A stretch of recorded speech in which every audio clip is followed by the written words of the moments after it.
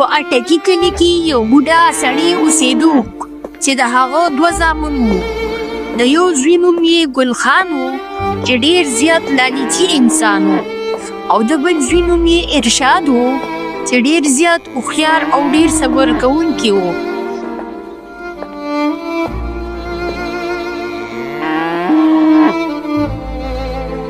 بابا ډېر زیات بیمار شو او هغه ته دا محسوسه شوه چې زما ټایم نږدې دی. یو ورځ بابا خپل دواړه بچي کمرې ته راوغوښتل او ورته یې وویل: ګلخانه بچیه او ارشاده بچیه، زما نه باید جګړې ونه کوئ. دغه 3 شیزونه مې درته پرېښي دي، یو د ام بوټی، یو غوا او یا دغه څادر. د یو بل به ډېر زیات خیال ساتئ. اغا جانه ته چې څنګه وایې هغسې به کېږي، چې ته څه وایې موږ به هغسې کوو. ګل خان په زړه کې دا سوچ کوي چې دا ارشاد خو ډېر زیات ساده سړی دی، د نوروزو په دوکه باندې دا هر څه واخلم. ډېرې بیمارۍ نه بعد یو ورځ بابا هم وفات شو او د دنیا نه لاړ. د بابا د مرګ نه بعد د ګل خان او د ارشاد په منځ کې تقسیم وشو د هغه څیزونو چې کم د بابا نه پاتې وو هغه ورته پرېښي وو، چې په هغې کې ګل خان ډېره چالاکي شروع کړه او په ډېره چالاکۍ سره یې وویل: ارشاده، د غوا د مخکینۍ حصه ستا ده او کومه شاته حصه چې د دغه زما ده. بیا د ام بوټي دی، نو د ام بوټي کې برنۍ حصه زما ده او لاندینۍ حصه ستا ده. پاتې شو څادر، نو څادر به د شپې زما وي او د ورځې به د ستا وي. ټیک ته ګل خان وروره، ما ته منظوره ده چې ته څنګه غواړې همغسې، او که څنګه ستا خوښه وي. وخت تېرېدو ګل خان ډېر زیات خوشحاله و، ولې چې هغه به د غوا نه پی اخیستل او په بازار کې به یې خرڅول. هغه به د ام د بوټي لاندې ناستو امونه به یې راشکول او ښه په مزو سره به یې خوړل. هغه به د شپې څادر راواغشتو او په ځان نه یې واچو او ښه په مزو سره به وده شو. او ارشاد به په پټو کې کارونه کول چې ګل خان به ورته ناستو، ورته به یې کتل او ده به کارونه کول. او د شپې به بار په ډېره یخنۍ کې ناستو او همداسې به یې شپه تېروله او ګزاره به یې کوله. یوه ورځ ارشاد ډېر زیات پریشانه ناستو چې فادې کې د هغه مخې ته یو پري راله او ورته یې وویل: ارشاد ته ډېر صبرناک یې، اوس خپل حق اخیستل هم وپېژنه، کوم تقسیم چې شوي دي په هغې عمل وکړه. واه فري، دا خو تا ماته ډېره زیاته ښکلې خبره وکړه، اوس په فی عمل وکړم. بیا پري غیبه شوه. ارشاد کور ته راغلو او یو ډنډه یې اوچته کړه او د غوا خوا ته ورسېدو، چې په دغه وخت کې ګل خان د غوا نه پی اخیستل. ارشاد د غوا هغه مخکینۍ حصې له ډنګ راواړو او ګل خان ته یې وویل: خوښه ګل خانه. او چې کله ارشاد د غوا وهل شروع کړل، ګل خان ورته په ډېره غوسه کې وویل: ته پاګل یې، غوا څه له وخې؟ مخکینۍ حصه زما ده، زه چې څه کوم به، تا ته څه تکلیف دی؟ بیا په سبا باندې ارشاد د ام بوټي سره ولاړو او ځان له یې د ام د بوټي نه امونه راشکول، او په دې کې ارشاد تبر راوړو او راغلو او د امبو د بوټي لاندې حصه وهل شروع کړل. وی ارشاد، دا څه کوې؟ د ام بوټي څه له وخې؟ لاندینۍ حصه زما ده، زه چې څه کوم به، ستا را باندې څه.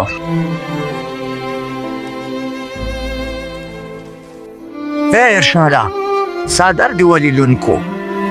اوس شپه نه ده، په څادر باندې زما حق دی، زه چې څه کوم به، تا ته څه تکلیف شته؟ ګل خان پوه شو چې د ارشاد چالاکي اوس هغه ته ډېره زیاته سخته پروزي.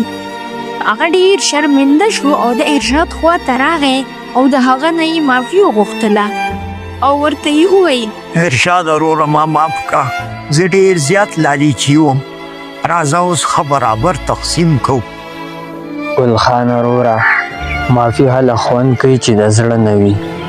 راځه چې اوس دواړه ښه په خوشحالۍ اوسېږو. په آخر کې دواړو وروڼو ښه په خوشحالۍ سره ښه ښکلې تقسیم وکړو او ډېر په سکون او په خوشحالۍ سره یې اوسېدل شروع کړل. زما خوږو ملګرو د دې کهانۍ مقصد او سبق دا دی چې د لالچ انجام د همیشه نقصان وي.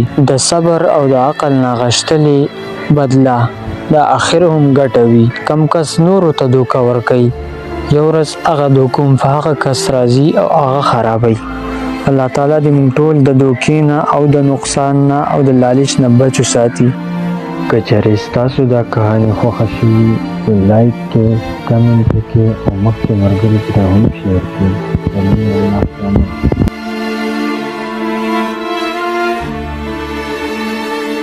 دا قصه ده د یو سکول په کوم ځای کې چې ماشومان په کلاس روم کې ناست وي او یو ډېره ښکلې میډم د دې کلاس ته راشي. ماشومان چې میډم وویني نو ډېر زیات حیرانه شي او د میډم د حسن او خوبصورتۍ نه متاثره شي. خو بیا اچانک دا میډم په یو داسې بدشکله بلا کې بدله شي چې ټول ماشومان ته ډېر زیات ویریږي. د قصې شروعات کیږي د یو سکول نه.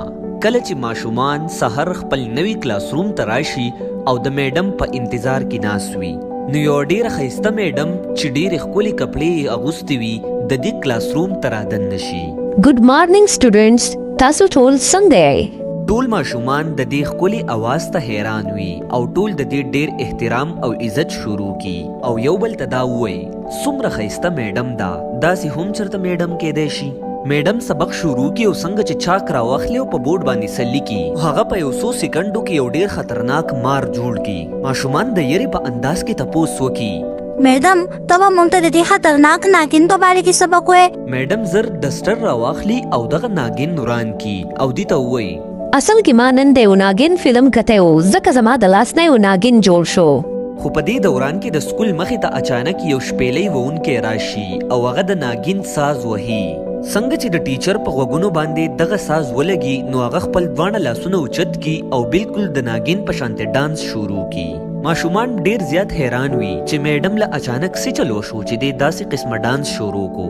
بیا کله چې بریک شي میډم په ډیر ناشنا انداز سره په پړو خیږي. هغه بغیر د خپې د ایښودو نه په هوا روانه وي او په ټولو پړو وخیږي او د دې د کلاس ماشومان چې هغه خپله میډم وویني نو ډیر زیات حیرانه شي او دا په یو بل کې ووایي زمونږ د کلاس ټیچر خو په هوا روانه ده، دا جادوګره ده که د دې څه طاقت دی. او بیا دغه ټول ماشومان په دې پسې پټ پټ شاته روان شي چې اخر دا ټیچر څه کوي. ټول ماشومان په دې پسې پټ پټ راشي او په کړکۍ کې صحیح کول شروع کی.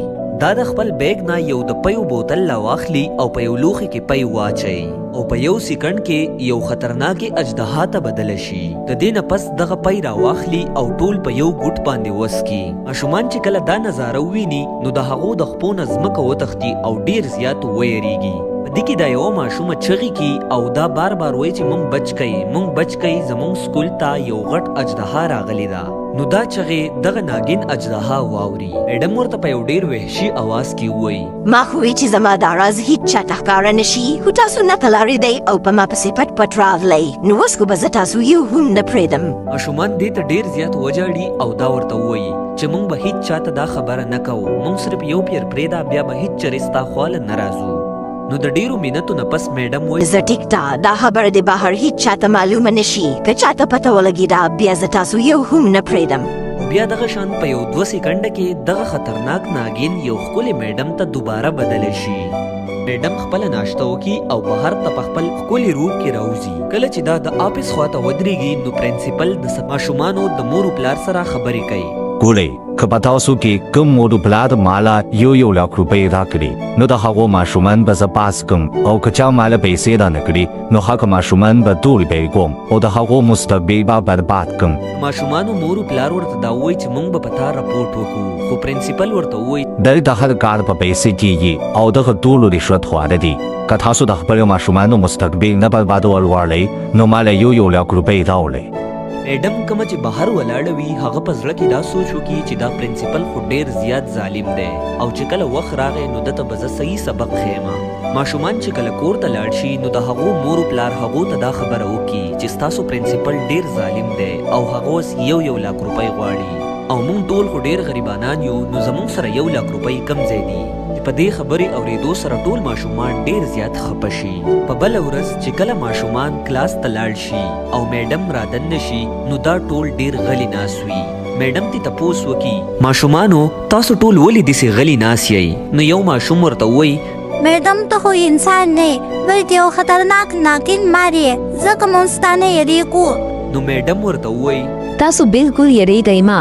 دراصل د نن نه 10 کاله مخکې به ما په دې سکول کې سبق وی او دې پرنسپل به یوه ورځ مخکې پیپر لیک کوو او صرف هغه سټوډنټان د پاس کېدل چا چې به 1 لک روپۍ دله د پیپر نه مخکې ورکولې. نو موږ خو ډېر زیات غریبانان وو د دې وجې نه ما پیسې ورنه کړې خو ما په ده باندې راپورټ وکړو چې د راپورټ د لاسه د زه په ډېره بېدردۍ سره مړه کړم چې د دغې ظلم د وجې نه زه بیا په دې خطرناکې بلا کې بدله شوم او اوس په دې پرنسپل پسې راغلی یم چې د ده نه بدل واخلم. نو ماشومان ورته وایي چې میډم ته لاړه شه او دې ژوندی تیر کا چې زموږ دا سټوډنټان او زموږ مور و پلار د ده نه آزاد شي. خو میډم ورته وایي د ده سره زه داسې طریقه کوم چې د ده دا سچایي ټولې دنیا ته ښکاره شي او دا ورته وایي چې زما په سترګو کې کیمرې لګېدلې دي. تاسو سبا خپل مور و پلار راوغواړئ چې ابو پرنسپل ته منتې کوي او پرنسپل به د ابو خبره نه مني نو دا ویډیو به زما په کیمرو کې ریکارډ شي او دغه ویډیو به بیا مونږه په ټوله دنیا کې شیر کوو. ماشومان هم دغه شان وکړي. سبا سهار خپل مور و پلار سکول ته راولي او هغو پرنسپل ته منتونه شروع کړي. په دفتر کې میډم هم ولاړه وي او دا هر څه په خپلو سترګو کمې چې کیمرې دي په هغې کې ریکارډ کیږي. بیا چې کله یو ښکلې ویډیو تیاره شي نو دغه میډم په پرنسپل پسې ورشي او هغه ته ووایي اوس خو ستا خیر نشته ستا چې څه ووایې دا ټول اوس ریکارډ شو او په یو څو منټه کې به ټوله دنیا ستا د دې ظلم نه خبره شي. پرنسپل دې له دمکي ورکي او دا ورته وایي چې ته خو یو پرایویټ ټیچره یې اوس په دې د دې دنیا نه ورکه کم. په دې کې اچانک دغه ټیچره خپل اصلي روپ ته بدله شي او بیا د یو خطرناکه اجدها جوړه شي او پرنسپل راونیسي او چرته لرې ویسي. بیا چې سلک ټایم پس دا راشي نو په خپل بدل روپ کې راشي او د سکول ټولو سټوډنټانو ته وایي چې ستاسو سکول ته به سبا یو ډیر ښه پرنسپل راشي او دغه ظالم پرنسپل ته د خپلو کړو سزا میلاو شوه. ټول وس په مهنت سره پړهایي شروع کوي او چا چې ډیر مهنت کوو هغه ته به د هغې سیله میلاویږي او په بله ورځ یو نوی پرنسپل سکول ته راشي او ټول ماشومان په خوشحالۍ سره سبق ویل شروع کی. که ستاسو دا قصه خوښه شوې وي نو زموږ چینل ضرور سبسکرایب کړئ. یو ډیر لرې د غرونو په لمن کې یو خشتا وړوکی کلی و. په دغه کلي کې یو هلک اوسېده چې شهزاد نوم یې و. شهزاد د خپل غریبۍ ژوند تېره و او د سره یو وړه غوندې خره وه خو د ده دا خره چې وه نو دا ډېره نکمه او کامچوره وه. شهزاد به په دې خرې باندې مزدوري کوله او د یو ټیکهدار سره به یې د هغه د مالګې بورې یو ځای نه بل ځای ته وړې. دا قصه ډېره زیاته ښکلې ده. تاسو یې لایک شیر او سبسکرایب ضرور کړئ. دا کار مو اوسه پورې ختم ولې نه کو؟ ماښام نه مخکې ماله دا ټول ځای صفا پکار دی. شهزاد به دغه مالګه د خپل خر په ذریعې سره د کلي بل سر ته وړله بېپاري له خو چې د غرونو منځ کې به تېرېده نو یو آبشار و. د هغه آبشار اوبو کې به دا خر کېناسته ولې چې دی ډېر چالاک و. د ده کېناستو سره به دا مالګه په دغه اوبو کې حل شوه او وزن به کم شو. خو شهزاد ډېر ساده سړی و. هغه د خر په دې چالاکۍ باندې چرته پوهېدو. یو ورځ هم په دقه مسلو کې چې سحر کار له راغې نو ټیکهدار ورته ډېر زیات غوسه ورته وویل چې شهزاده ستا ډېر شکایتونه راځي او که دې خوښه نه وي نو زه به دې د کار نه وباسم ځکه ته چې مال یوسې نو بېپاریان وایي چې د دې وزن کم شوی دی. شهزاد پریشانه شو. په مال دې کې زاوله شکایتونه راغلي دي څه دا در سره آخري موقع ده که نکاح نه دې وباسمه. شهزاد د ټیکهدار خبرې واوري خو ډېر پریشانه شي او په زړه کې وایي چې خدایه پاکه دا په څه مسله کې ګیرې ما او بل طرف ته خر هم نکمه دی چې سامان پکې دي نو خر لا نخرې کوي. هغه وایي چې خدایه پاکه په دې خره باندې مې څه چل شوی دی. خر ته وایي داسې مه کوه ته چې دا چل کې نو موږ به رزق د کمې خورو. ښه په ارام دې ته ودرېږه چې دا مال یو ځای نه بل ځای ته ورسوو. شهزاد په لاره سوچ کوي چې زه خو نه په لاره چرته ودرېږم نه چا سره کېنم نه دکاندارانو لزم نیغ په نیغ د یو ځای نه مال اوچتوم او بل ځای ته وړم څنګه مال کمیږي څنګه وزن کمیږي په دې خو زه نه پوهېږم خو همدغه دوران کې چې دی کله بیا دغه خور ته کوشي نو خر اړي راوالي او په دغه دوران کې دی بیا یو دم په اوبو کې کینی نو دغه ځای کې شهزاد په سوچ او فکر کې لاړ شي چې یو خو خر سامان نه راوړي او چې راوړي نو بیا چې کله د اوبو ته راورسي نو دلته کینی نو هغه د ده په مسله پوه شي چې دا خر ځکه کینی چې دا مالګه د اوبو کې خره ستا د لاسه غسو دی ودی شوم مالک هم راته دومره خبرې وکړې او ټول دا جنان دا سوچ کوي چې زه بېایمانه یم زه مال پټوم پاسه شهزاد خپل خر په زور او په دیکو د اوبو نه پاسوي او ډېرې پریشانه کړي خر ته وایي خره ته داسې ولې کې ما سره زه ستا څونه خیال ساتم د دې نه باوجود هم ته ما له دونه پریشاني راکې او ستا په وجه زه په خلکو کې بدنامېږم مهرباني وکړه خو شهزاد ته ډېر پریشانه چې دی څنګه ټیک رحیمه نن پریشانه دا فرم ډېر زیات تنګ هم په دغه کشماکش کې شهزاد خپله مالګه د دکاندار له ورسوي او واپس راشي خو چې راشي نو ټیکهدار یې ډېر زیات بې عزته کړي ډېرې خبرې ورته وکړي شهزاد ډېر خفه او د دکان نه د کار نه وباسي شهزاد چې خپل کور ته لاړ شي ډېر پریشان مال خو خوب له راځي سبا به سکون دا خر څنګه پوی کما څنګه سبا کول غواړي مالا په دغه کشماکش کې د شهزاد دماغو ته یو ډېره ښه آیډیا راشي او هغه وایي چې اوس به د خر سره هم داسې کوم په بل سهار باندې د خر په ملا باندې د مالګې په ځای باندې مالوچ ورکېږي خر چې کله خوړ ته راورسي نو دوباره په اوبو کې کینی خو چې کینی نو دا ځل یې ودرېدی نشي ځکه چې د مالوچو سره یې وزن ډېر سیوا شي او د ودرېدو په ځای ملا ماتي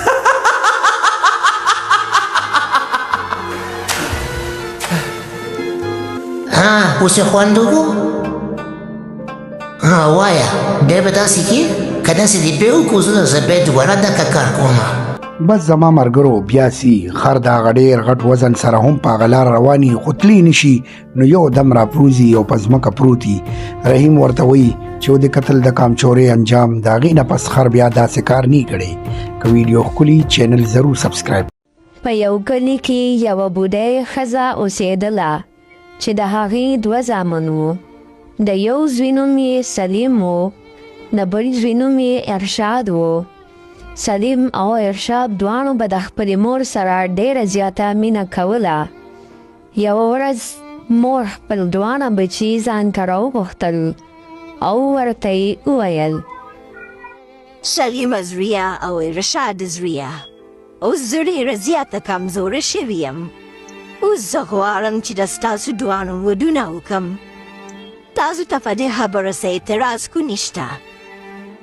ما دا فیصله کړې ده چې د ستاسو دواړو ودونه وکړم تاسو تیار یې مورې دا خو ډېره ښکلې خبره ده مونږ بلکل تیار و مونږ دواړه تیار روسن تیار یم خو چې زه تیار یم نو ارشاد به هم تیار وي دا ډېره خوشحالۍ خبره ده تا ډېره ښه فیصله کړې ده مونږ بلکل تیار یو د سلیم مور په دې خبره باندې ډېره زیاته خوشحاله شوه او د هغې د رشتو دپاره د ښځو په تلاش کې ووته او د یوې رشتې واله ښځې خواته لاړه او ورته یې وویل خورې زما دوه زامن دي او زه د هغې ودونه کول غواړم د هغې لپاره د رشتو ضرورت دی خو چې ښکلې رشتې وي ولې نه خورې زما دوه لونه شته که نه که چېرې ستا خوښوي نو زه به خپلې دواړه لونه ستا دغه زامنو له درکم ولې چې ستا زامن ډېر نیکان او ډېر اخلاقي دي ډېر هلکان دي د دې نه ښکلې خبره شته نه خورې دا خو ډېره ښکلې خبره ده اسما ته منظوره ده الله دې پکې برکت واچوي الله دې ټول عمر خوشحاله ساتي بیا څو ورځې بعد د دواړو وروڼو په ډېره خوشحالۍ سره واده وشو او دواړه وروڼه ډېر زیات خوشحاله وو او دواړه په ډېرې خوشحالۍ سره د خپلو ښځو خواته ورغلل کله چې سلیم د خپلې ښځې خواته ورغی او ورته یې وکتل ډېر زیات خوشحاله شو ولې چې د هغه ښځه ډېره زیاته ښکلې او مزېداره وه او د ډېرو خوشحالۍ نه یې ورته وویل ماشاءالله ماشاءالله ته خو ډېره زیاته ښکلې نو د الله ډېر شکر ګزار یم چې ته یې راله راکړې الله تعالی دې مو ټول عمر خوشحاله ساتي. ایمتم ډیر زیات کوریو هنسانی زم ډیر خوش نسمته یم چې الله پاک ستا د ژوند ملګری جوړ جوانو ډیر زیات خوشحالۍ سره ګپ شپ ولګو او بل طرف ته ارشاد کله چې د خپلې ښځې خواته ورغی او ورته یې وکتل نو ډیر زیات حیران شو ولې چې د هغه ښځه ډیره زیاته موټی وه او په ډېر حیرانتیا سره یې وویل وی الله داسې چل شو دا زما ښځه خو ډېره زیاته موټی ده تا ته دومره ولې موټی یې څه مطلب چې زه موټی یم تا ته څه مسله ده ځان ته دې کتلي موليه په لومبۍ ورځ دې راله دماغ خراب کړه وی خدایه دا پس بلا وختم دا خو سمه میخه ده بیا په سبا باندې سلیم د خپلې ښځې سره د کور په کار کې په ډېره خوشحالۍ باندې مصروف و چې په دې کې ورته ښځې وویل سلیمه تو ډیر زیات ستړی شوې دا کار ډیر وپو زه ځم تا له مزیداره ناشته راوړم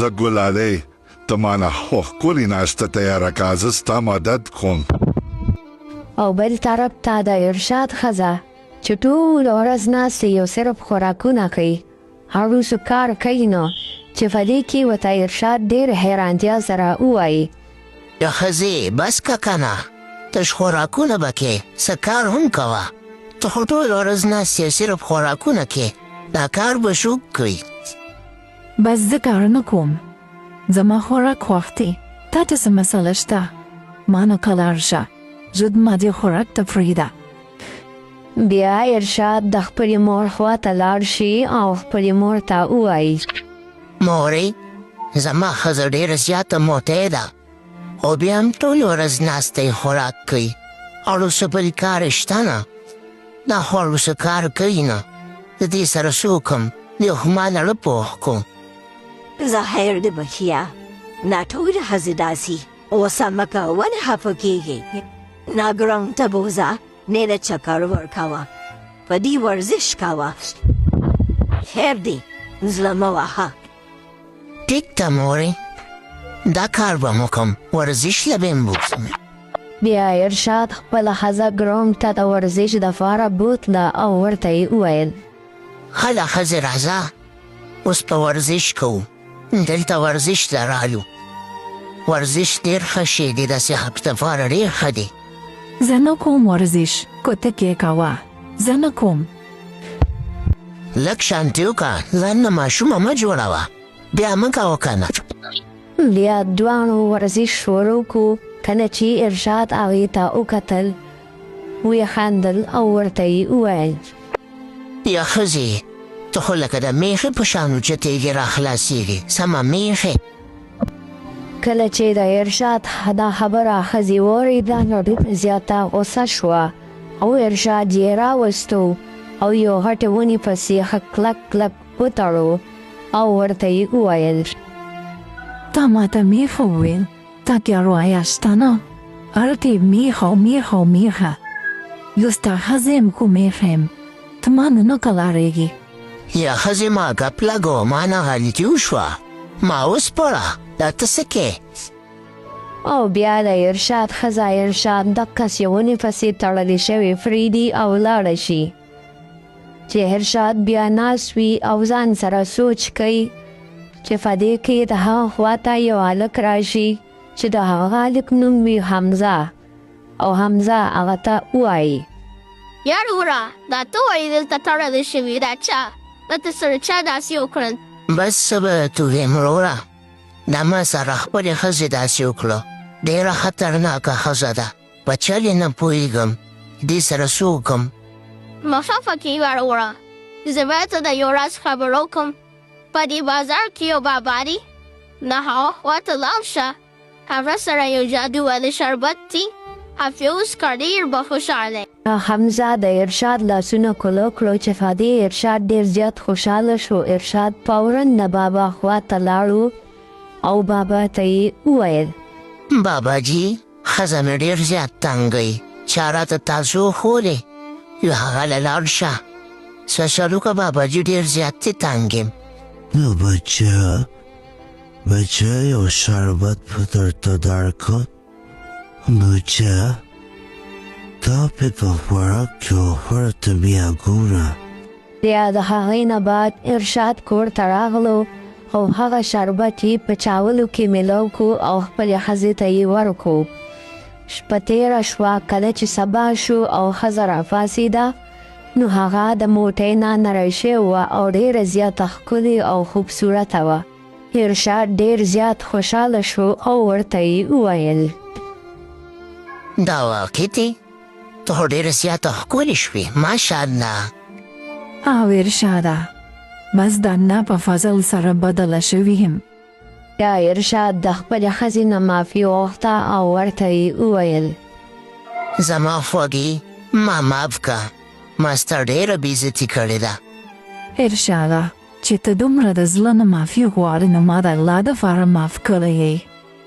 بیا د هغې ورځې نه بعد ارشاد او سلیم او د هغې دواړو ښځې او سره د خپله موره ټول ډېر په خوشحالۍ سره اوسېدل شروع کړل او ډېر زیات خوشحاله وو او د یو بل به ډېر زیات خیال ساتو. د دې کهانۍ مقصد دا دی چې د انسان اصل خوبصورتي د هغه په زړه او په رویه کې وي نه چې د هغه په جسم کې وي. که کهاني مو خوښه شوي نه لایک کې او مخکې ملګرو سره هم شیر کې. الله مو راته ښاد، اباد او بریالي لره. د لوی الله په امان.